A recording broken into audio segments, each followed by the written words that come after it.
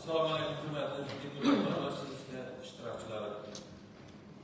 Bugungi sessiyani tuman hokimi o'rinbosarlari, tashkilot rahbarlari, ekspert guruhi a'zolari, yoshlar maslahat guruhi a'zolari va ommaviy axborot vositalari vakillari taklif qilingan.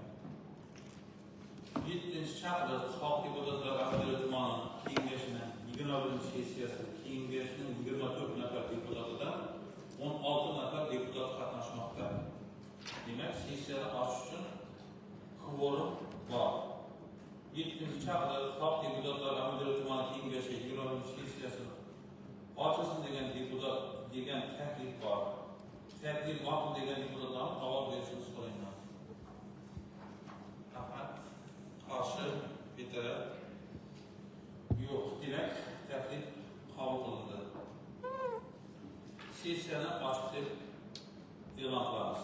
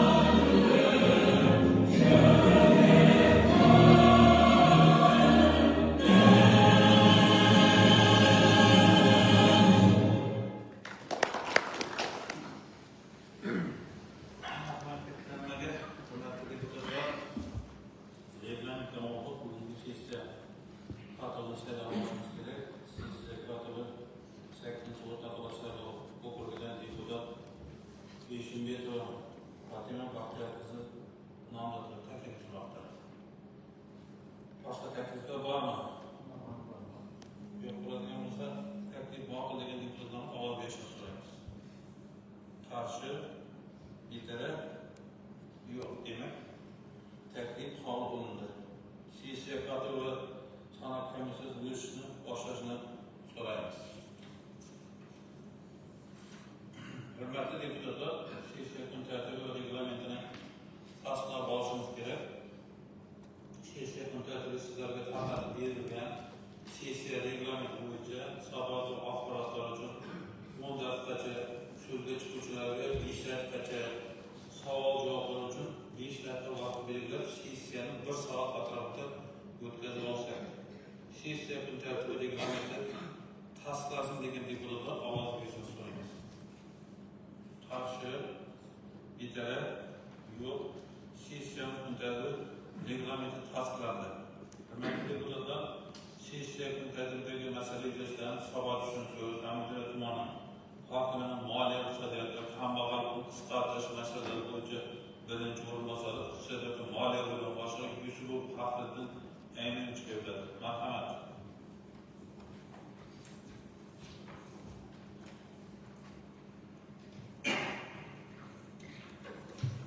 Assalomu alaykum, hurmatli deputatlar, sessiya ishtirokchilari.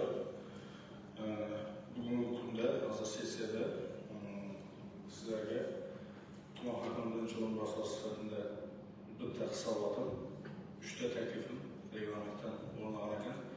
Ularni birin-ketin o'qib eshitishga ruxsat berishni so'rayman. Namangan tumani ijtimoiy-iqtisodiy rivojlantirish borasida 2026 yil yanvar-may oylarida amalga oshirilgan ishlar to'g'risida hisobotni ishtirsan. O'zbekiston Respublikasi Prezidenti farmonlari, qarorlari, Vazirlar Mahkamasi qarorlari, Qozog'iston Respublikasi Jo'qorg'i Kengesi hamda Vazirlar Kengashi tuman hokimining topshiriqlari ijrosini ta'minlash maqsadida 2026 yil yanvar-may oylarida davomida iqtisodiyot tarmoqlarini rivojlantirish, tadbirkorlikni qo'llab-quvvatlash, yangi ish o'rinlarini yaratish, aholi bandligini ta'minlash, kambag'allikni qisqartirish bo'yicha tizimli ishlar amalga oshirildi. Xususan, asosiy iqtisodiy ko'rsatkichlarga to'xtaladigan bo'lsak, joriy yil yanvar-aprel oylarida sanoat mahsulotlari hajmi 667 milliard so'mga bajarilib, o'sish sur'ati 102% ga erishdi. Xizmatlar hajmi 375 milliard so'm, o'sish sur'ati 118,7%. Qurilish pudrat ishlari hajmi 140 milliard, o'sish sur'ati 109,2% ga erishdi. Qishloq xo'jaligi mahsulotlari hajmi 317,5 milliard so'm bo'lib, o'sish sur'ati 101% ga tashkil qildi. Umuman olganda 2026 yil yanvar-aprel oylarida tumanda iqtisodiyotning asosiy tarmoqlari bo'yicha barqaror o'sish sur'atlari ta'minlandi. Ayniqsa chakana savdo va xizmat ko'rsatish sohalarida yuqori o'sish ko'rsatkichlariga erishildi. Shu bilan birga sanoat va qurilish sohasida ham belgilangan vazifalar ijrosi ta'minlanib, iqtisodiy faollikni oshirish bo'yicha ishlar izchil davom ettirilmoqda. Kambag'allik oilalarining xizmatlar bilan ta'minlab olish bo'yicha 2025 yil 1 yanvar holatiga tumanda kambag'allik darajasi 11,4% tashkil qilgan bo'lsa, 2026 yil 1 yanvar holatiga 6,6% tashkil qildi. Yil yakunigacha bu ko'rsatkich 3,2% ga tushirilishi rejalashtirilgan. Tumanda 2026 yil davomida 1744 ta oilani xizmatlar bilan ta'minlab olish rejalashtirilgan bo'lib, shundan yanvar-may oylarida 611 ta oila xizmatlar bilan ta'minlab olish rejalashtirilgan edi. Amalda 1443 ta oila xizmatlar bilan ta'minlab olinib, reja 236% ga bajarildi. Jumladan 435 nafari doimiy ish va mavsumiy ishlarga joylashtirildi. 273 nafari imtiyozli kreditlar bilan ta'minlandi. 213 nafari kasb hunariga o'qitildi. 790 nafari tadbirkorlikka jalb qilindi. Aholini doimiy ish o'rinlariga joylashtirish borasida joriy yanvar-may oylarida tumanda 1407 doimiy ish o'rinlari yaratish rejalashtirilgan bo'lib, amalda 1700 ta ish o'rinlari yaratilib, reja 121% ga bajarildi. Xususan, investitsiya yo'nalishida yanvar-may oylarida reja 20 ta ish o'rni qilib belgilangan bo'lsa, amalda 41 ta ish o'rni rejaga nisbatan 105% ga bajarildi. Xizmat ko'rsatish sohasida yanvar-may oylarida reja 294 ta ish o'rni bo'lib, amalda 215 ta ish o'rinlari rejaga nisbatan 73% ga bajarildi. Qishloq xo'jaligi yanvar-may oylarida reja 349 ta ish o'rni belgilangan bo'lsa, amalda 201 ish o'rni yaratilib, reja 28% ga bajarildi. Qurilish sohasida yanvar-may oylarida reja 48 ta ish o'rni, amalda 37 ta ish o'rni yaratilib, reja 77% ga bajarildi. Shu o'rinda ta'kidlash kerak, hali yanvar-may oyining hisoboti 15-iyun kungacha davom etadi. Bu hozir qishloq xo'jaligi, qurilish sohasi, xizmatlar sohasidagi 100%ga yetilish imkoniyatimiz bor va buni bajaramiz. Norasmiy ish o'rinlarini rasmiylashtirish, ya'ni legallashtirish. Joriy yil yanvar-may oylarida 1668 ta norasmiy ish o'rinlari rasmiylashtirish reja qilinib, amalda 3070 ta ish o'rinlari rasmiylashtirib, reja 184% ga bajarildi. Soliq bo'limi tomonidan yanvar-may oylarida reja 708 ta ish o'rni qilib belgilangan bo'lsa, amalda 1313 ta ish o'rni yaratib, rejaga nisbatan 185%. İctimai himoya milliy agentligi bo'limi tomonidan yanvar-may oylarida reja 103 ta ish o'rni, amalda 388 ta, rejaga nisbatan 377%. Kambag'allik statistish va bandlik bo'limi tomonidan yanvar-may oylariga belgilangan reja 191 ta ish o'rni yaratish kerak edi, amalda 167 ish o'rni rejaga nisbatan 87% ga bajarildi. Qishloq xo'jaligi bo'limi tomonidan yanvar oylarida reja 139 ta ish o'rni qilib belgilangan, amalda 633 ta ish o'rni rejaga nisbatan 425% ga bajarildi. Aholi daromadlarini oshirish bo'yicha joriy yil yanvar-may oylarida tumanda 5754 nafar aholi daromadini oshirish bo'yicha reja belgilangan bo'lib, amalda 6199 nafar aholining daromadlari oshib 120% ga bajarildi. Xususan, kambag'allik statistish va bandlik bo'limlari tomonidan yanvar-may oylari reja 1176 nafar qilib belgilangan, amalda 1755 nafar aholi daromadi oshib, rejaga nisbatan 107% ga bajarildi. Iqtisodiyot va moliya bo'limi tomonidan yanvar-may oylarida reja 109 nafar, amalda 147 nafar aholi daromadi oshib, rejaga nisbatan 175% ga bajarildi. Tijorat banklari tomonidan yanvar-may oylarida reja 2666 nafar, amalda esa 3342 nafar aholi daromadi oshib, rejaga nisbatan 128% ga bajarildi. Hurmatli deputatlar, sessiya ishtirokchilari, mahalliy byudjetga tushumlarni ta'minlash bo'yicha qisqacha aytib o'tsam, joriy yil yanvar-may oylarida mahalliy byudjetga 53.4 milliard so'm tushumlar ta'minlash rejalashtirilgan bo'lsa, amalda 66.7 milliard so'm tushum ta'minlanib, rejaga nisbatan 124.8% ga bajarildi. Aholi moliyaviy qo'llab-quvvatlash bo'yicha tijorat banklari tomonidan mahallalarda aholi bandligini ta'minlash, fuqarolarning daromad manbalarini kengaytirish hamda tadbirkorlik faoliyatini qo'llab-quvvatlash maqsadida 2026 yanvar-may oylari davomida bir qator ishlar amalga oshirildi. Jumladan, aholi moliyaviy qo'llab-quvvatlash bo'yicha kichik va o'rta biznes yo'nalishida 214.9 milliard so'm mablag' rejalashtirilgan bo'lib, amalda 143 milliard so'm mablag' ajratildi, belgilangan rejaga nisbatan 113% ga bajarildi. Dasturlar doirasida yil davomida 3 milliard so'm ajratilishi belgilangan bo'lib, amalda 68 milliard so'm mablag' ajratilib, belgilangan reja 120% ga bajarildi. O'zbekiston Respublikasi Prezidentining PK 312-sonli qarori doirasida 7.1 milliard so'm kredit ajratish belgilangan, amalda 12.3 milliard so'm kredit mablag'lari ajratildi va belgilangan reja 173% ga bajarildi. Oilaviy tadbirkorlikni rivojlantirish maqsadida 23 milliard so'm mablag' ajratish belgilangan bo'lib, amalda 24.5 milliard so'm mablag' ajratildi, belgilangan reja 106% ga bajarildi. Shuningdek, mahalla loyihasi dasturi doirasida 20 milliard so'm mablag' ajratish belgilangan, yanvar-may oylariga ajratilgan mablag' esa 29.1 milliard tashkil etib, belgilangan reja 142% ga bajarildi. Hurmatli deputatlar, sessiya ishtirokchilari, sanoatni rivojlantirish bo'yicha tumanda 2026 yil yanvar-aprel oylari davomida jami ro'yxatdan o'tgan sanoat korxonalari soni 395 ta bo'lib, shundan harakatdagi korxonalar soni 168 tani tashkil etadi. Shundan bittasi yirik va 267 tasi kichik va mikro firmalarni tashkil etadi. Yanvar-aprel oylari davomida harakatsiz korxonalar soni 127 tani tashkil qiladi. 11 ta yangi sanoat korxonalari tashkil etildi, 16 ta sanoat korxonalari tugatildi. 2026 yil yanvar-aprel oylari davomida tuman ishlari tomonidan olib borilgan o'rganishlar davomida jami 29 ta sanoat korxonalarida 29 ta muammolar aniqlandi. Shulardan bittasi respublika, bittasi viloyat, 27 tasi tuman darajasidagi muammolarni tashkil qiladi. Shtab tomonidan olib borilgan ishlar natijasida jami 29 ta muammolar bugungi kunda 22 tasi o'z yechimini topib ijobiy hal qilindi, 7 tasiga tushuntirish ishlari berildi. Driver loyihalar bo'yicha 2026 yil birinchi bosqichda bitta driver loyiha amalga oshirilishi rejalashtirilgan. Mazkur driver loyiha respublika byudjetidan, bu driver loyiha uchun respublika byudjetidan 9.7 milliard so'm mablag' ajratildi.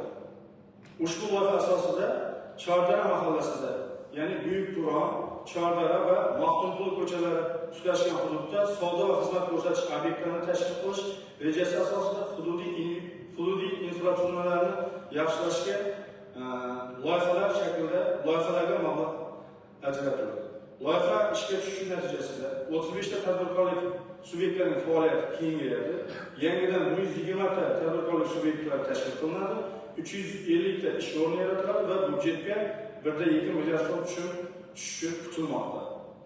Yangi O'zbekiston mahallalari bo'yicha O'zbekiston Respublikasi Prezidentining 2025 yil 8-oktyabrdagi PK 198 sonli qaroriga asosan tumanda yangi O'zbekiston sohasidagi mahallalar loyihalari amalga oshirish maqsadida Kuyko'pir va Qilichboy o'rtalari tanlab olindi. Ushbu mahallalarda respublika byudjetidan 10 milliard so'm ajratilishi rejalashtirildi. Loyihani ishga tushirish natijasida 30 ta tadbirkorlik subyektlari tashkil qilinadi, 75 ta yangi ish o'rinlari yaratiladi. Xabarimiz bor, tumanda og'ir mahallalar ham bor. Demak, bu O'zbekiston Respublikasi Prezidentining 2026 yil 5 fevral kungi 2026 yilda hududlarni yangicha yondashuvlar asosida rivojlantirish orqali aholi daromadini oshirish, barqaror ish o'rinlarini yaratish hamda kambag'allikni qisqartirish chora-tadbirlari to'g'risidagi PK 49-qarorlarga muvofiq tumanda 8 ta og'ir toifadagi, ya'ni bular Nazarxon, Qumyoq, Jumurov, Jumurtov, O'zbekiston, Qoramon va Yuqori qishloq mahallalari tanlab olindi. Ushbu tanlab olingan og'ir mahallalarning har biriga 3 milliard so'mdan pul mablag'i ajratilishi rejalashtirilgan. Respublika byudjetidan 2 milliard so'm, mahalliy byudjetdan 1 milliard so'm ajratishi belgilangan. Tumanda 8 ta mahalladagi jami 28 ta mahallaga jami 24 milliard so'mni respublika byudjetidan 16 milliard so'm 24 milliard so'm ajratiladi. Shuni 16 milliard so'm respublika byudjetidan, 8 milliard so'm mahalliy byudjetdan ajratilishi ko'zda tutilgan. Ushbu og'ir mahallalarda quyidagi ishlar amalga oshirilishi reja qilib olindi. Hurmatli deputatlar, ichimlik suvi va kanalizatsiya tizimini yaxshilash maqsadida 6 kilometr tarmoq tortishda 6 ta artizan quduq qazirish uchun 3 milliard 350 million so'm. Yo'l transporti infratuzilmasini rivojlantirish maqsadida 8 kilometr yo'lni ta'minlash uchun 7 milliard 980 million so'm. Elektr energiyasi ta'minotini tizimini yaxshilash maqsadida 19 ta transformator va 53 ta 7 kilometr tarmoq tortish 9 milliard 200 million so'm. Qishloq xo'jaligida irrigatsiya va melioratsiya tizimini yaxshilash maqsadida 10 ta suv nazorat o'rnatish hamda 5 kilometr tarmoq tortish 2 milliard 70 million so'm. Tabiiy gaz tizimini yaxshilash maqsadida 1.8 kilometr gaz quvurlarini ta'mirlash uchun 400 million so'm.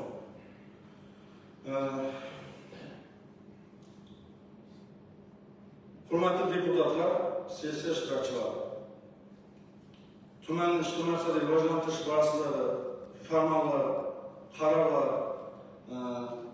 ijrosini ta'minlash maqsadida reja va rejaga nisbatan qilingan amaliy ishlar to'g'risidagi hisobotni o'qib eshittirdim. Ruxsatingiz bilan ikkinchi hisobotni o'qisam.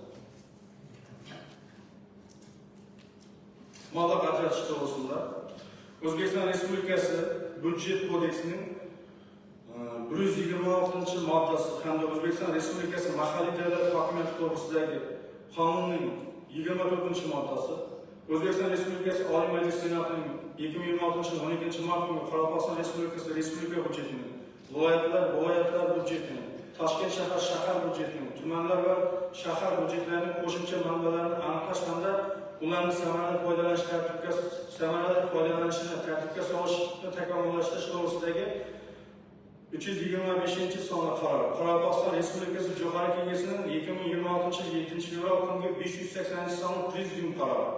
Tuman maktabgacha va maktab ta'lim bo'limining 2026 yil 24 aprel kungi 899 sonli xati. Tuman ichki ishlar bo'limi huzuridagi qo'riqlash xizmatining 2026 yıl 15 may günü 67 sonli xati hamda 2026 yıl 3 günü 74 sonli xati.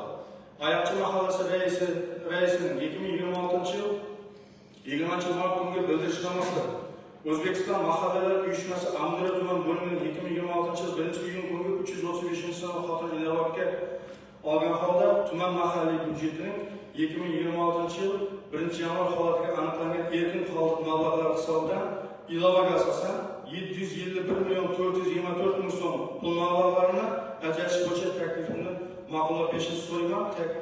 Ilovada ularning turlari bo'yicha hozir o'qib eshitiraman. Tuman maktabgacha va maktab ta'lim bo'limiga umumiy o'rta ta'lim maktablarida tahsil olayotgan o'quvchilarning yozgi ta'tilini mazmunli o'tkazish maqsadida tashkil qilinadigan Qaldirg'och bolalar dam olish oromgohining 2, 3, 4 bosqichiga xarajatlar uchun 340 million so'm. Tuman hokimligiga Amdira tuman mahallalarida 2026 yil 2-chorak davomida kriminal vaziyatlarni barqarorlashtirish hamda xavfsiz muhitni yaratish yo'nalishlarini yaxlit manzilli ishlash tizimini joriy etish bo'yicha manzilli chora-tadbirlarning yo'l xaritasining birinchi bandi ijrosini ta'minlash maqsadida notinch va nizoli oilalar xodimlariga hamda 25 ta ko'p qavatli uylarning kirish yo'laklariga tashvish tugmasini o'rnatish xarajatlari uchun 39 million 715 ming so'm. Tuman obodonlashtirish boshqarmasiga tumandagi 7 bosqich ayollar daftarining uy-joy ta'miriga muhtoj toifasiga kiritilgan 49 nafar xotin-qizlar uchun qurilayotgan uy-joylarga 600 ming dona xom g'isht xarid qilish uchun 300 million so'm pul. Amdira tuman hokimligi binosini qo'riqlash uchun ko'rsatiladigan 6 oylik xizmat uchun 77 million 709 ming so'm. Ayakçı mahallasida aholi xonadonlariga oqova suv yetkazib berish maqsadida Qilichbay Arna kanaliga elektr dvigatel quvvati 37 kilovatlik bir dona suv nasosi xarid qilish uchun 15 million so'm pul mablag'lari ajratilyapti. Hurmatli deputatlar, sessiya ishtirokchilari, shu ajratilayotgan 751 million 424 million so'mlik xarajatlar uchun taklif etilayotgan summani tasdiqlab berishni so'rayman. Rahmat. Savol tamom bo'ldi. Savollar bormi? Savollarimiz haqida. Marhamat. Faqat ilim bayram.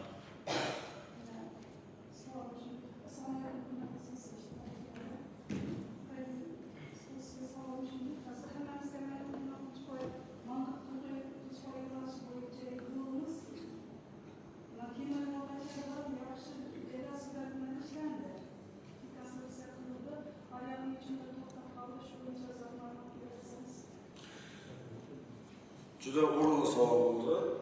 Bu ish to'xtamoqda. Qaysidir ma'noda to'xtadi. Mablag' masalasi hozir Jo'qorg'i Kengash Prezident qarori tomonidan 2 milliard so'm mablag' pul ajratildi. 2 milliard so'm. Shu 2 milliard so'm pul mablag'i ish bajarildi. Undan emas, 3 milliard 4 milliard so'm ish bajarildi hozirda. Bosqichma-bosqich pul ajratilyapti. Hozirda qarorlar bor. Hammaning qurilish yo'llarini 2 milliard so'm pul ajratildi. Yine 7 milliard so'm pul ajratilishi kerak. Shu pul mablag'lar ajratilgandan keyin bunaqasi ish davom etadi. Bu ajratilmasdan burun alingan asfaltimizning mazotumizning pullari uchun 2 milliard so'm pul tashlab berildi. Shu pullar o'tkazib bo'lgandan keyin yana oldindan ish bajarilib, vyuplaniyaga yana pul tashlab beriladi. Bu ishlar bir kunga yana davom etadi. Bu to'xtamadi. Boshqa savollar yo'qmi? Savollar bo'lsa, rahmat katta. Kun tartibida yuzasidan muhokama o'tamiz. Shu deputat Hazrat Nadamin Rajab chiqardi. Marhamat. Assalomu alaykum, hurmatli deputatlar, hurmatli sessiya ishtirokchilari. Mana hozir tuman hokimining birinchi o'rinbosari Faxriddin Amirovichning tumanni ijtimoiy iqtisodiy rivojlantirish bo'yicha hisoboti hamda mablag' ajratish to'g'risida taklifini eshitdingizlar. Biz doimiy komissiyamizda bu masalalarni ko'rib chiqdik. Ma'qulladi, sizlardan shu masalani ma'qullab berishingiz so'rayman. Rahmat katta.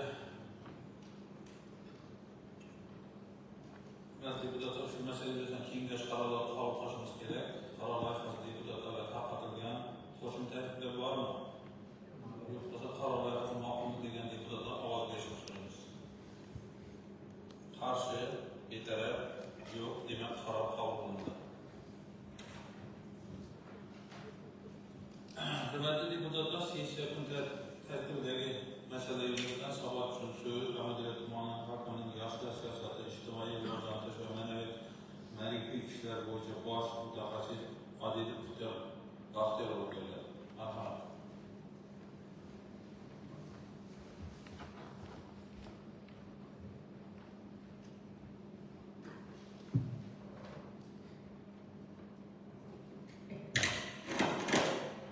Assalomu alaykum, hurmatli deputatlar, sessiya qatnashchilari. Namangan tumani yoshlar siyosati, ijtimoiy rivojlantirish va ma'rifiy masalalar bo'yicha tuman hokimining o'rinbosari Nodira Kamolov hisobotimni eshitib o'qitaman. Bugungi kunda yurtimizda amalga oshirilayotgan keng ko'lamli islohotlar yoshlarning ishtirokisiz tasavvur qilib bo'lmaydi. Shu sababli mamlakatimizda yoshlar masalasiga har qachongidan ham katta e'tibor qaratilmoqda. Tumanimizda 14-30 yoshdagi yosh oralig'idagi 5369 nafar yoshlar xalqaro o'tkazilib, yoshlar balans shakllantirildi. Yoshlarning ijtimoiy ahvoli, qobiliyati va qiziqishlaridan kelib chiqqan holda 37433 nafari yashil, 15550 nafari sariq hamda 384 nafar qizil tabaqalarga ajratildi. Yoshlar balansi asosida aniqlangan 546 nafar ishsiz yoshlar og'ir toifaga kiritilib, ularga 29 nafar tashkilot rahbarlari kiritildi. Ma'lumot uchun tuman darajasidagi 29 nafar rahbar 546 nafar yoshlarga kiritildi. O'tgan 5 oy davomida ishsiz yoshlarning 356 nafari, ya'ni 65% bandligi ta'minlandi. Tumanimiz hududida 86 ta umumiy o'rta ta'lim maktablari faoliyat yuritib kelmoqda. Ushbu maktablarning foydalanish quvvati hozirgi kunda 33405 bo'lib, o'quvchi o'rin koeffitsiyenti 1,2% ni tashkil etadi. O'tgan davr mobaynida yoshlarning sifatli ta'lim olishlarini ta'minlash maqsadida tumanda 2 ta umumiy ta'lim maktabi, O'zbekiston Respublikasi Prezidentining 454 sonli qaroriga asosan umumiy qiymati 10,1 milliard so'mlik qurilish ta'minlash ishlari olib borildi. Bundan tashqari, maktabgacha maktab ta'lim bo'limiga qarashli 5-sonli umumiy o'rta ta'lim maktabida ta'minlash ishlari, 30-sonli umumiy o'rta ta'lim maktabining 660 o'rinli qo'shimcha binosi, 39-sonli umumiy o'rta ta'lim maktabida 480 o'rinli qo'shimcha bino hamda sport zali, 65-sonli umumiy o'rta ta'lim maktabida 300 o'rinli qo'shimcha bino hamda sport zali, 57-sonli umumiy o'rta ta'lim maktabining 120 o'quvchiga o'rinlangan qo'shimcha binosi hamda sport zali, 64-sonli umumiy o'rta maktabda esa 270 o'rinli qo'shimcha binosi hamda sport zali qurilishlari ta'minlash ishlari amalga oshirilmoqda. 2025-26 o'quv yilida 3229 nafar 11-sinf bitiruvchilarining oliy ta'lim muassasalariga kirish ko'rsatkichi 42% ga yetkazish choralari ko'rilmoqda. Maktabgacha ta'lim tashkilotlari bo'yicha hozirgi kunda tumanda 171 ta maktabgacha ta'lim tashkiloti faoliyat yuritmoqda. Ushbu maktab ta'lim tashkilotining 24 nafari, 24 tasi davlat maktabgacha ta'lim tashkiloti, bitta ilk rivojlantirish markazi, 5 ta davlat sherikchilik asosidagi 111 ta oliy nodavlat maktabgacha ta'lim tashkiloti ish faoliyati olib borilmoqda. Joriy yilda 3-7 yosh oralig'ida bolalar soni 18643 nafarni tashkil etadi. Shundan 15107 nafari bolalar maktabgacha ta'lim tashkilotlari qamrab olingan. Tuman bo'yicha qamrov darajasi 81% tashkil etadi. Yil yakuni bo'yicha 83% ga yetkazish choralari ko'riladi. Namangan tumanida 2026 yil 1-may holatida jami 6526 nafar nogironligi bo'lgan shaxslar mavjud bo'lib, shundan 824 nafar birinchi guruh, 4338 nafar ikkinchi guruh, 368 nafar uchinchi guruh hamda 996 nafar faoliyatdan nogironligi bo'lgan shaxslar tashkil qiladi.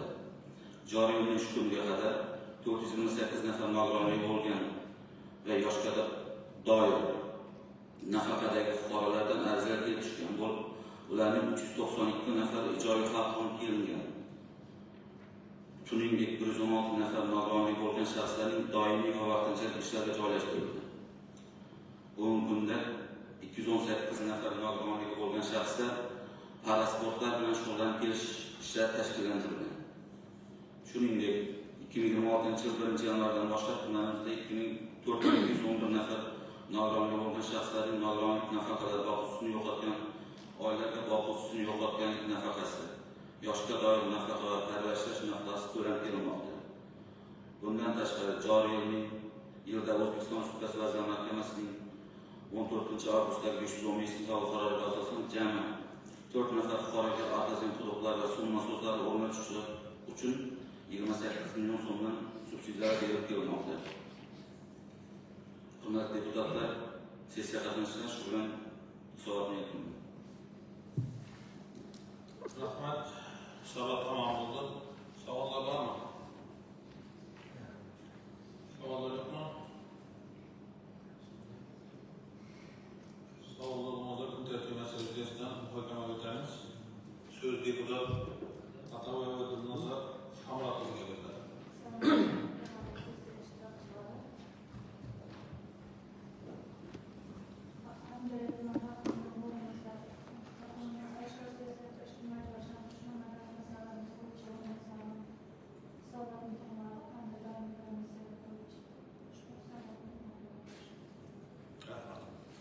Hurmatli deputatlar, shu masala yuzasidan kengash qarori qabul qilishimiz kerak. Qarorlar hozir deputatlarga tarqatilgan.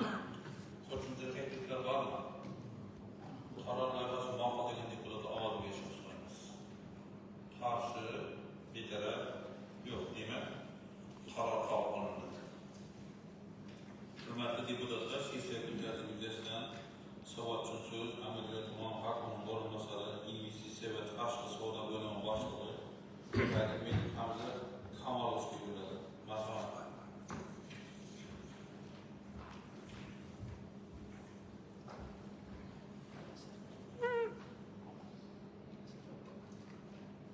Assalomu alaykum, hurmatli deputatlar va sessiya ishtirokchilari. Amudala tumanida 2026 yilda investitsiyalar, sanoat va savdo yo'nalishlarida amalga oshirilayotgan ishlar ijrosi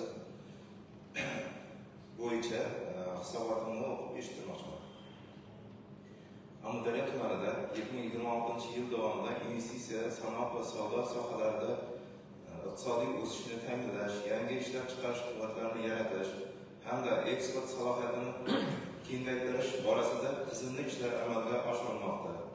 Tumanda investitsiya muhitini yanada yaxshilash, tadbirkorlik subyektlarini qo'llab-quvvatlash, ishlab chiqarish va xizmat ko'rsatish sohalarini rivojlantirish maqsadida bir qator investitsiya loyihalari shakllantirilib, ularning amaliy ijrosi ta'minlanmoqda.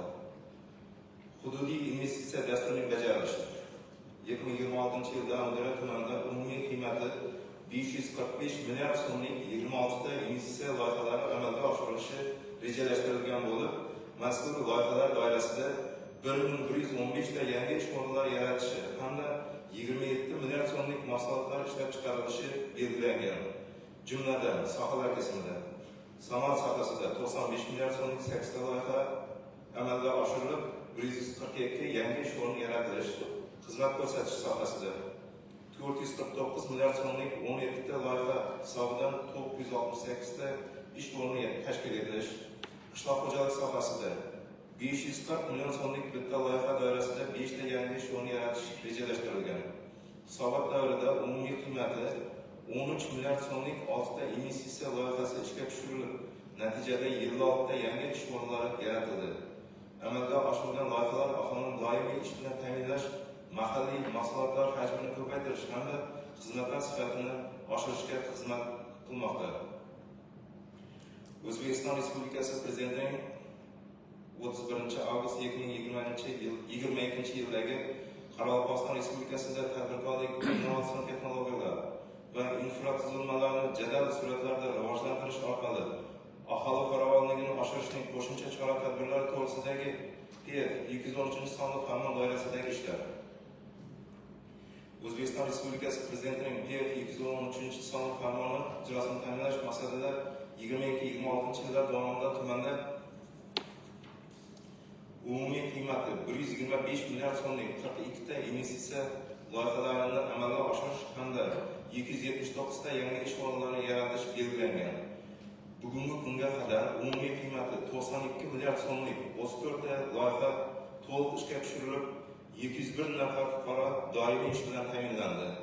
Mazkur loyihalar asosan qurilish materiallari ishlab chiqarish, xizmat ko'rsatish, qishloq xo'jaligi mahsulotlarini qayta ishlash va kichik sanoat yo'nalishlarida amalga oshirildi. Eksport ko'rsatkichlari 2026 yil uchun Amudaryo tumanida eksport rejasi 16,6 million dollar etib belgilangan. Jumladan 2026 yil yanvar-may oylarida 4,908 ming dollarlik mahsulotlar eksport qilinishi rejalashtirilgan bo'lib, amalda 10,431 ming dollarlik mahsulotlar eksport qilinib, belgilangan reja 213% ga bajarildi.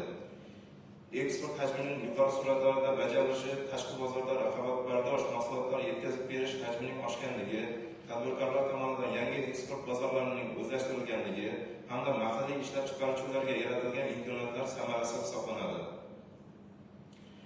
O'zbekiston Respublikasi Prezidentining 27-yanvar 2025-yildagi Qoraqalpog'iston Respublikasida tadbirkorlikni yanada qo'llab-quvvatlash hamda aholi farovonligini ta'minlash uchun yangi imkoniyatlarni yaratish bo'yicha qo'shimcha chora-tadbirlar to'g'risidagi PF10 sonli farmon doirasida amalga oshirilayotgan ishlar. O'zbekiston Respublikasi Prezidentining 2025-yil 27-yanvarda PF10 sonli farmon doirasida 25-27 yillarda mo'ljallangan umumiy qiymati 512 milliard so'mlik 16 ta investitsiya loyihalari shakllantirildi.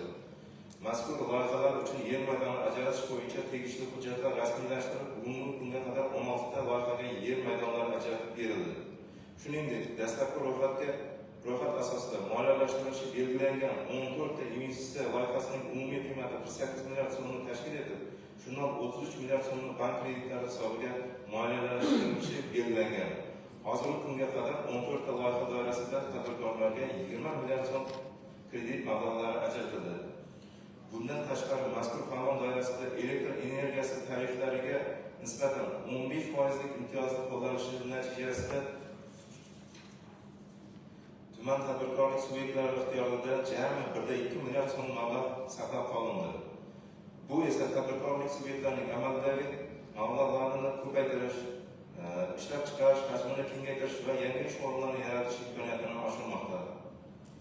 Xorijiy investitsiyalar bo'yicha 2026 yilda Amudaryo tumaniga jami 18 million dollarlik investitsiya jalb etish rejalashtirilgan. 2026 yilning yanvar-may oylarida 3 million dollar xorijiy investitsiyalarni o'zlashtirish rejalashtirilgan bo'lsa, amalda 9,9 million dollar miqdorida xorijiy investitsiya va kreditlar o'zlashtirilib, belgilangan prognoz ko'rsatkichi 330% ga bajarildi va o'tgan yilning mos davriga nisbatan 118% ga o'sishga erishildi. Jalb qilingan xorijiy investitsiyalar asosan sanoat, xizmat ko'rsatish, qayta ishlash, infratuzilma sohalarida amalga oshirilmoqda. Xulosa: Amudaryo tumanida investitsiyalar sanoat va savdo sohalarida amalga oshirilayotgan ishlar natijasida yangi ishlab chiqarish quvvatlari yaratilmoqda, aholi bandligi ta'minlanmoqda va eksport salohiyati oshmoqda. Kelgusida ham investitsiya muhitini yanada yaxshilash, yangi loyihalarni amalga oshirish, xorijiy investitsiyalarni jalb qilish va tadbirkorlikni qo'llab-quvvatlash bo'yicha tizimli ishlar davom ettiriladi. Rahmat. Savol tamom bo'ldi. Savollar bormi? Rahmat. Deputat Ahmedov Yaxshimurat Muxtarovich. Assalomu alaykum sessiya ishtirokchilari. Investitsiya yo'nalishini tadbirkorlik subyektlarga qanday imtiyozlar berilgan? Tadbirkorlik subyektlariga Qoraqalpog'iston Respublikasida alohida imtiyoz va preferensiyalar Prezidentimiz farmon bilan belgilab qo'yilgan. Shulardan 210-farmon bilan tadbirkorlik subyektlarining yer mulk soliqlariga 50% imtiyozlar berilgan, ya'ni boshqa hududlarga nisbatan 50% kamaytirilgan stavkada soliq to'lanadi. Shuningdek, foyda solig'i 0% stavkada belgilangan, foyda solig'i to'lanmaydi. ijtimoiy soliq 1% qilib belgilangan. 22-28 yilgacha qilib belgilangan bo'lsa, shu yil qabul qilingan 70-sonli farmon bilan ushbu lgotalar 2040-yilgacha uzaytirib berildi. Bundan tashqari nufuz erkin iqtisodiy zonasida ishtirokchisi bo'lgan tadbirkorlarga soliqlarni 1% qilib belgilangan. Foyda solig'i umuman to'lanmaydi 0%. Shuningdek, elektr energiyadan sanoat korxonalari uchun 15% lgotalar berilgan. Boshqa hududlarga nisbatan 15% kamaytirilgan stavkada elektr energiya xarajatlarini to'laydi. Rahmat. Savollar boshqa. Savollar bo'lmasa, hujjatimizni yashirishdan muhokama o'tamiz. So'z deputat Xeyimov Abdullohon Jangovoyevga beriladi. Marhamat. Assalomu alaykum, hurmatli sessiya ishtirokchilari. Navoiy viloyati hokimi o'rinbosari, investitsiyalar va tashqi savdo bo'limi boshlig'ining bizning faoliyatidagi savollarni qilmadi. Bu hisobot tizimidagi komissiya qo'yish bilan muhokama qilindi. Hurmatli deputatlar, shu savolni Hurmatli deputatlar, shu masala yuzasidan kengash qarori qabul qilishimiz kerak. Qarorlar deputatlarga tarqatilgan. Qo'shimcha takliflar bormi? Yo'q, ularga qaror loyihasini ma'qul degan deputatlar ovoz berishni so'raymiz. Qarshi, betaraf, yo'q demak qaror qabul qilindi. Hurmatli deputatlar, sessiya kuni masalasi yuzasidan savol so'z Qoraqalpoq suv ta'minoti mas'uliyati cheklangan jamiyatga qarashli amaliyot ideali boshlig'i Sabirov Narimon Rahimboyevga beriladi. Marhamat.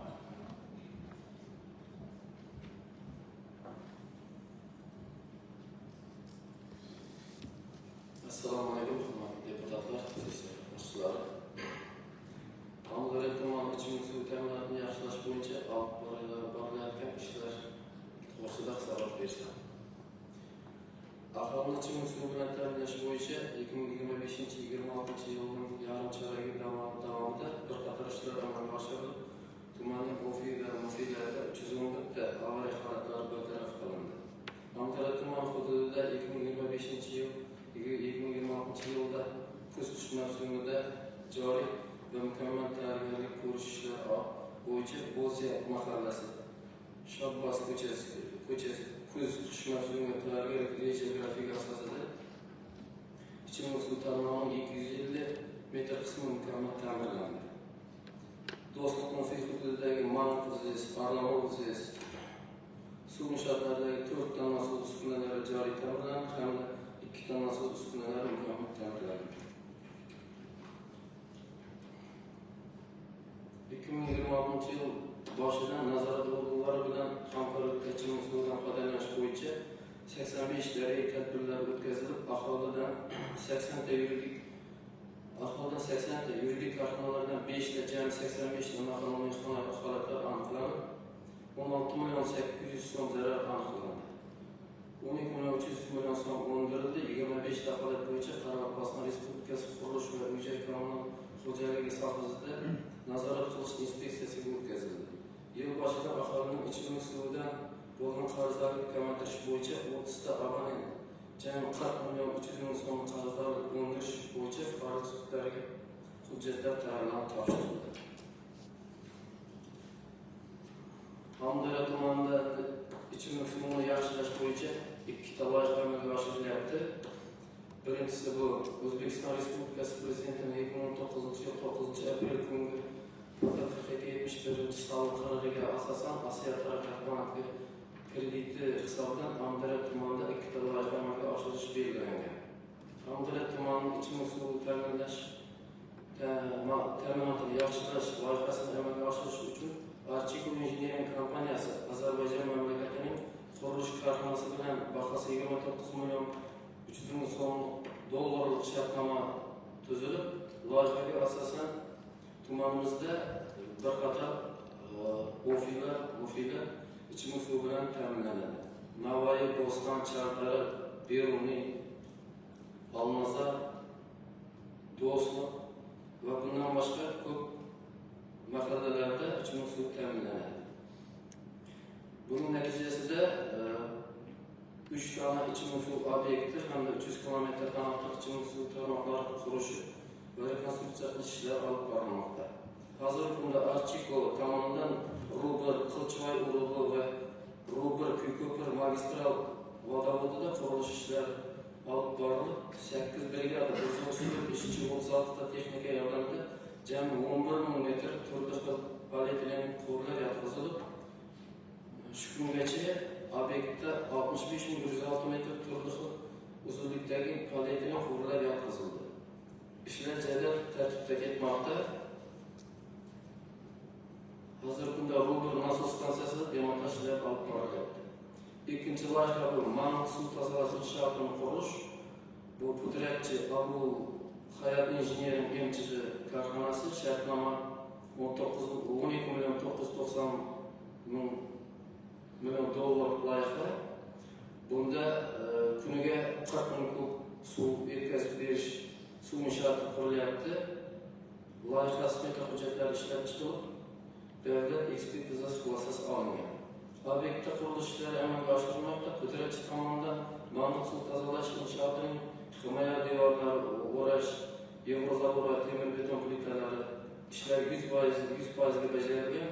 Xlorlash stansiyalari poydevorlari beton qilingan. Laboratoriya nazorat binosida g'isht terish ishlari yakunlanib, tom yopish tayyorlangan va ta'mirlash ustaxonasi ishlari yakunlangan. Bu ikkita loyiha bitgandan keyin tumanimizda 80% aholi ichimlik suvi bilan ta'minlash amalga oshiriladi. Shunday hisobotni tamom. Rahmat. Bu uzoqlashib toza ichimlik suvi qachon beriladi? Xalqimizga berish. Bu 2026 yil 2-sentyabrda tamomlashga loyihasi. 2-sentyabrda tugish, 2-sentyabrda xalqqa toza suv beriladi. Ya, bular kechikyapti. Shuga 3 oyga proдление olacak. Her ayda o'zlarining meclisi bo'ladi. Shu bo'yicha komissiyalar ko'rib Bu kechikishning sababi polietilen turba 900lik turbasi kelmay qoldi. Bular Iran bilan shartnoma tuzib, shu yoqqa xomashasi kelmay qoldi. Endi hozir Toshkentdan yana shu satellardan apib ishlar davom etadi. Shuning sababini kechikmoqda. Demak, birinchi dekabrga tushayotgan. Deputat transport bo'lsa, ertadan so'ramoqda biz oktyabr oyida, sentyabr oyida deputat bor. Bizni oldimiz bu tushmadi bu degan savollar bor. Shuning uchun biz ko'ramiz. Urush sababi to'xtab qoldi.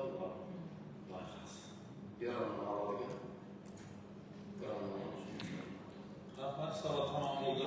Savollar bormi? Marhamat, deputat Nuragin Bekirboy. Savollar Sessiya qatnashchilari. Ta'lim markazimizga bir so'rov bo'ldi. Aholi tarafidan ko'p qurolli o'tiribdi. Nazarxon Alisam og'ir hudud qoldi. Yarim ko'chalarimiz bor. Eng bo'lmasa hozir va texnika jamiyatlarining birisi qaragan o'zimiz deymiz. Bizlarimiz o'zbekcha qilyapmiz. Sizga ikkita so'rovnomalarni yubordim. So'ngichi qilamiz. Sonra qo'llab-quvvatlash texnika jamiyatlarining ilojli barmoqlari. Yaxshi, bizlar necha metr, necha kilometr suv tarqatasiz? 3,5 kilometr. 3,5 kilometrda ta'mirlab tasish kerak bo'lsa, materiallarni o'zingiz olasizlar. Olamiz. Olib tayyor desangizlar, men texnikadan yordam beraman. Qo'l kuchimdan yordam beraman. Bir qazuga jardam berib qolganini o'zingiz istaysiz. Yaxshi. Yordam beraman. Sizlar materiallarni tayyorlasangizlar. Rahmat, boshqa savollar bormi? Yo'qmi? Savollar bo'lsa, interaktiv o'zgarishlarni programmaga o'tamiz. Shu deputat Madazayev Shuhratovga beradi.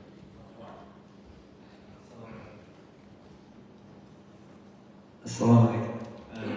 Hurmatli sessiya ishtirokchilari, hurmatli deputatlar, kengash kengashi raisi, Qorabog' suv ta'minoti mas'uliyati cheklangan jamiyati tuman bo'limi boshlig'i Asabyev Narmonov hisobotini tingladik. Ular mana doimiy komissiyada ko'rib chiqdik, o'zlarimizning fikr mulohazalarimizni bildirdik, takliflarimizni aytdik. Shu hisobotini ma'qullab berishingizni so'rayman. Rahmat, hurmatli deputatlar, shu masala bo'yicha kengash qarori qabul qilishimiz kerak. Qarorlarda deputatlar tarqatilgan. Qo'shimcha takliflar bormi? Qaror loyihasini ma'qullagan deputatlar ovoz berishni so'rayman. Qarshi, betaraf, demak qaror qabul qilindi. Hurmatli deputatlar, sessiyaning tartib masalasiga yozilgan savol uchun so'z mahalliy byudjet, tadbirkorlikni rivojlantirish va iqtisodiy masalalar bo'yicha doimiy komissiya raisi Qazaq Madaniy Rajabovga beriladi. Marhamat.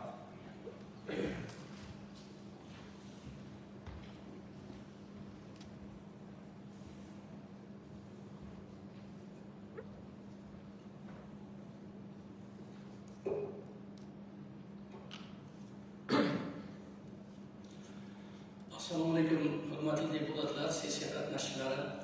Joriy yilning 5 oyi davomida doimiy komissiya tomonidan 11 ta yig'ilish o'tkazilib, tuman hududidagi mahalliy byudjet, tadbirkorlikni rivojlantirish va iqtisodiy islohotlar masalalari bilan shug'ullanuvchi muassasa, korxona va tashkilotlarning rahbarlarining hisobotlari tinglandi. Xususan, tuman hokimining o'rinbosarlari, iqtisodiyot va moliya bo'limi, kambag'allikni qisqartirish va bandlik bo'limlarida boshqa idora va tashkilot rahbarlarining hisobotlarini tingladi. Eshitilgan hisobotlarning barchasi ijtimoiy tarmoqlarda yoritildi. Doimiy komissiya tomonidan 2026 yilning o'tgan 5 oy davomida 27 ta masala dastlabki tarzda ko'rib chiqilib, ular yuzasidan tegishli xulosalar berildi va qarorlar qabul qilindi. Mazkur masalalar bo'yicha ekspert guruhi ishtirokida sessiya qarorlari loyihalari ishlab chiqilib, belgilangan tartibda sessiya muhokamasiga kiritildi. Doimiy komissiya tarkibida 5 nafar deputat faoliyat yuritadi. Qaysi sohada muammo yuzaga kelsa, birgalikda ijobiy hal etishga harakat qilamiz va har bir sohaga mas'ullarni belgilab olganmiz. Bu vaqtimizni tejashga va ishimizning samarali bo'lishiga yordam berib bermoqda. Shuningdek, doimiy komissiya yig'ilishlarida o'z vakolatiga taalluqli boshqa masalalardan ko'rib chiqib, ular bo'yicha qarorlar qabul qilib, takliflar berib berilmoqda hamda zarur hollarda kengash qarorlari loyihalari sessiyada ko'rib chiqish uchun kiritilmoqda. Mahalliy byudjetni samarali boshqarish va ularni optimallashtirishga alohida e'tibor qaratilmoqda. Bu borada asosiy chora-tadbirlar: mahalliy daromadlarni oshirish, mahalliy daromad manbalarini ko'paytirish, soliq yig'imlarini yaxshilash va byudjetni to'ldirish uchun yangi usullarni izlash, xarajatlarni qisqartirish, mahalliy byudjetda belgilangan mablag'lardan samarali foydalanishni ta'minlash, bu orqali ortiqcha xarajatlarni kamaytirish va resurslardan maksimal darajada foydalanish, byudjetning shaffofligini oshirish, mahalliy byudjetni shakllantirish jarayonida fuqarolar va biznesni jalb qilish, byudjet taqsimotini e'lon qilish. Qoraqalpog'iston Respublikasi Jo'qora Kengashi Prezidiumining 25-27 mart kungi xalq deputatlari tuman, shahar kengashining doimiy komissiyalar to'g'risidagi namunaviy nizomni tasdiqlash haqidagi 173 sonli qaroriga muvofiq komissiya o'z oldiga quyidagi vazifalarni belgilab oldi. Mahalliy byudjet loyihasini, unga o'zgartirish va qo'shimchalar kiritish to'g'risidagi takliflarni, shuningdek, mahalliy byudjet ijrosi to'g'risidagi hisobotlarni dastlabki tarzda ko'rib chiqish, boshqa doimiy komissiyalarning fikrlarini o'rganib, xulosalar tayyorlash, mazkur masalalar bo'yicha sessiyada ma'ruzalar va takliflar bilan chiqish, iqtisodiy islohotlarni amalga oshirishda hamda tadbirkorlikni rivojlantirishning hududiy strategik yo'nalishlarini ishlab chiqishda ishtirok etish, o'z vakolatlari doirasida takliflar kiritish va ijrosi ustidan deputatlik nazoratini amalga oshirish, hududlarda yangi ish o'rinlarini yaratish, xususiy va oilaviy tadbirkorlikni qo'llab-quvvatlash, ularni yanada rivojlantirish uchun zarur infratuzilmani shakllantirish hamda tadbirkorlik subyektlari uchun mutaxassislarni tayyorlash borasida amalga oshirilayotgan ishlarni muntazam o'rganib borish va deputatlik nazoratini amalga oshirish. Mahalliy byudjet ijrosi, byudjetdan tashqari va maqsadli jamg'armalar mablag'laridan maqsadli va samarali foydalanish tartibi ustidan nazoratni amalga oshirish.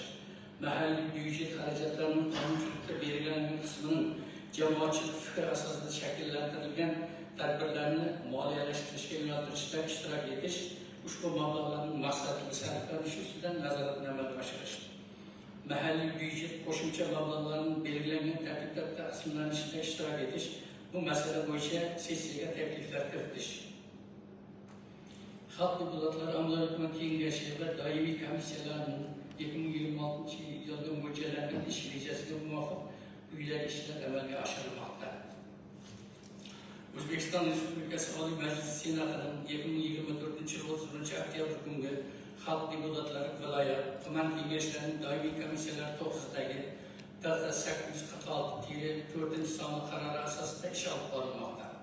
Xalq deputatlari tuman kengashi sessiyalarida qabul qilingan qarorlar bo'yicha joylarda monitoring ishlari olib borish, qarorlar ijrosini ta'minlash va amalga oshirilgan ishlar yuzasidan hisobotlar berilishi ta'minlanmoqda. Aholi bilan uchrashuvlar, saylovchilarni qabul qilishni tashkil qilish ishlari yo'lga qo'yilgan. Qabul qilingan yangi qonunlarning mazmun mohiyatini aholiga yetkazish maqsadida targ'ibot tadbirlari tashkil qilinmoqda. Oliy Majlis Qonunchilik palatasi tomonidan ma'qullangan va Oliy Majlis Senatiga kiritilgan qonunlar muhokamasi tashkil etilmoqda. Kengash qarorlari ijrochilarga, doimiy komissiyalarga, hokimlikning bo'limlari, boshqarmalari, tegishli tashkilotlari, korxonalar, nodavlat, notijorat tashkilotlari, fuqarolarning o'zini o'zi boshqarish organlari, mansabdor shaxslarga yetkazilishi ta'minlanib, ijrosi nazorat qilinmoqda. Xalq hokimiyatchiligini to'laqonli ro'yobga chiqarish va kuchli kengash, hisobdor va tashabbuskor hokim tamoyilini ro'yobga chiqarish maqsadida O'zbekiston Respublikasi Prezidentining O'zbekiston Respublikasida mahalliy davlat hokimiyati vakillik organlari faoliyatini 2030 yilga qadar rivojlantirish konsepsiyasini tasdiqlash to'g'risidagi 2025 yil 23 iyun kungi F98 sonli farmon qabul qilindi. Ushbu farmon asosida mahalliy davlat hokimiyati vakillik organlarining tashabbuskorligini yanada oshirish maqsadida berilgan vakolatlardan samarali foydalanish hamda konsepsiyada belgilangan vazifalarning tuman darajasida ijrosini ta'minlash bo'yicha tegishli ishlar amalga oshirilmoqda. E'tiboringiz uchun rahmat. Hisobotni tugadi. Rahmat, hisobot tamom bo'ldi. Savollar bormi? Savollar yo'q bo'lsa, muddatli masala yuzasidan muhokamaga o'tamiz. So'z deputat Abdurahmon Mavlonovga beriladi. Marhamat. Assalomu alaykum. Sessiya ishtirokchilari, hurmatli deputatlar. Mana biror hazratlardan ekan shu savolni to'g'ri. Shu savolni ma'qullab berishimiz lozim. Rahmat. Hurmatli deputatlar, shu masala yuzasidan kengash qaror qabul qilishimiz kerak. Qaror loyihasi deputatlarga tarqatilgan. Qo'shimcha takliflar bormi? Yo'q, bo'lmasa qaror loyihasi ma'qul degan deputatlar ovozga berishimiz kerak. Qarshi, betaraf, yo'q degan qaror qabul qilindi.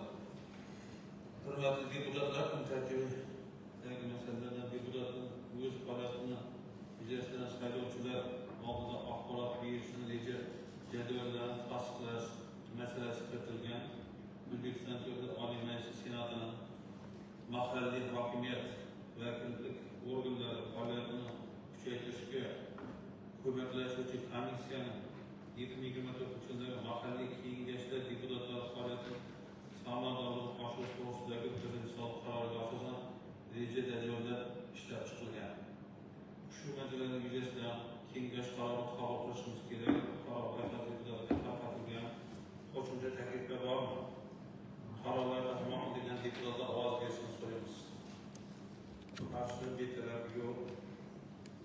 Hurmatli deputatlar, hozir Ferizamiz Fahriddin o'qib o'tdi. 300 million so'm ishga ajratib berildi. Hamma o'quv-muhimlarda kambag'al oilalarga 1 million qilib beriladi degan taklif ko'tarilish, taklifni qo'llab-quvvatlanib, har bir mahallada o'zimizning deputatlik quvvatlar tuman negizida mahalla o'quv-uylarimizda har biriga bir joy qilib beriladi. Joy o'rni bor, haqiqatdan kambag'al oilalar reyestrdan tanlab olindi. Sizlardan endi bo'ylab qilib olgansiz, shu yerdagi kunni xonadonni tanlab olamiz. Saylanma uchastkanizdan shuni borib ko'rib chiqib, boshchiqlikda bo'lgan har bir rahbarlik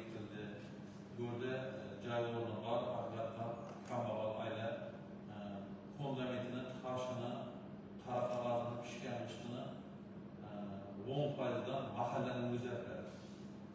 Hazırda Fakir'den 300 milyon son topladı. Her bir cayda 20 dana kerviş kalmıştı. Hakimiyet ettiler. Üstüne firmeler bastırıp verir. İçini ayarlar defterine kırtıldayanması 20 600 milyon sonrası ayarlar defterinden acılatıp verilip aynen kapsız şuna koyduk dediler. Karapsız değil, serden haberleri köterlerdi, hem tumanlı haberleri köterlerdi. Her bir mahallede cezasını katlıklı caytıkan var. Çünkü şurada özeniz baş bulup, yani barıktır, hazırlat bulup, yükselişler oldu, orada hem de kişiler titredi, barık kavraklıktan sonra yeten adamlardan avutulacak yetler olarak yardım verdiği mesele olarak avranız, kırmızıca deputatlar avranı köterken olarak yedik. Hürmetli deputatlar, sessiya komitetiga kiritilgan barcha masalalar atroflicha ko'rib chiqildi. Shu bilan kengashning sessiyasi yopiq deb e'lon qilamiz.